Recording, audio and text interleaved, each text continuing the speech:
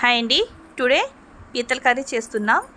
పీతల పులుసు చూసారా ఎంత పెద్దగా ఉన్నాయి పీతల్ని బాగా క్లీన్ చేసుకోవాలి.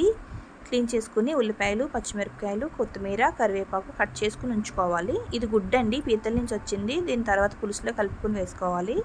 చింతపండు నానబెట్టుకోవాలి రుచికి సరిపడా. ఆయిల్ వేసుకుని వీట్ చేసుకుని కట్ చేసిన ఉల్లిపాయలు వేసుకుని బాగా ఫ్రై చేసుకోవాలి. ఉల్లిపాయలు గోల్డెన్ బ్రౌన్ కలర్ వచ్చే వరకు ఫ్రై చేసుకోవాలి. పచ్చిగా ఉంటే బాగుండవు.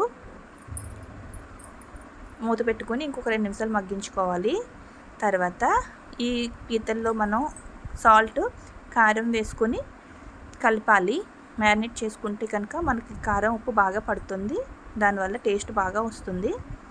మనం ఆనియన్స్ చూసారా చక్కగా బ్రౌన్ కలర్ వచ్చాయి, బాగా ఫ్రై అయినాయి. సో ఇందులో మనం 1 స్పూన్ అల్లం వెల్లుల్లి పేస్ట్, అలాగే 1 స్పూన్ ధనియా జీరా పౌడర్, ఇది ఇంట్లో చేసామండి. బాగుంటుంది, మంచి స్మెల్ అయితే వస్తుంది. పచ్చివాసన పోయేంత వరకు బాగా ఫ్రై చేసుకోవాలి.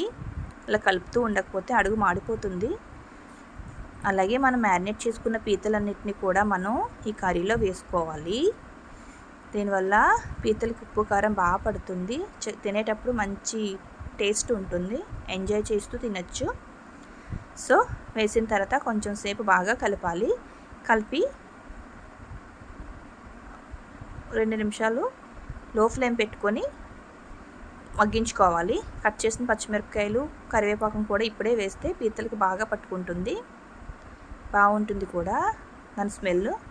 మూత పెట్టుకొని ఒక 2 మినిట్స్ మగ్గించిన తర్వాత ముందుగా రెడీ చేసుకున్న మనం చింతపండు పులుసు అయితే ఉంది కదా, ఆ చింతపండు పులుసు వేసుకొని మరిగించుకోవాలి. చూడండి అడుగు మాడకుండా ఎలా అయితే నేను కలుపుతున్నానో మధ్యలో అలా కలుపుకోవాలి. ఇదిగోండి నేను ముందుగా తీసి పెట్టిన చింతపండు రసం, దాన్ని వేసుకొని కలుపుకోవాలి. ఇందాక నేను మీకు గుడ్డు పక్కన ఉంచాను కదండి, దాన్ని కూడా ఈ చింతపండు రసంలో కలుపుకొని వేసుకోవాలి. దానివల్ల మంచి థిక్నెస్ ఉన్న గ్రేవీ వస్తుంది. టేస్ట్ కూడా చాలా బాగుంటుంది. చింతపండులో గుడ్డును మాత్రం కలపండి, అది మాత్రం మిస్ చేయకండి. 10 నిమిషాలు బాగా హై ఫ్లేమ్లో పెట్టుకుని ఉడికించుకున్న తర్వాత కొత్తిమీర వేసుకుని దింపుకుంటే వేడి వేడి పీతల కూర రెడీ. ఫ్రెండ్స్, సండే పీతల కూర చక్కగా పిల్లలకు పెట్టండి. మంచి కాల్షియం ఉంటుంది, చాలా మంచి టేస్ట్ కూడా ఉంటుంది. Thank you.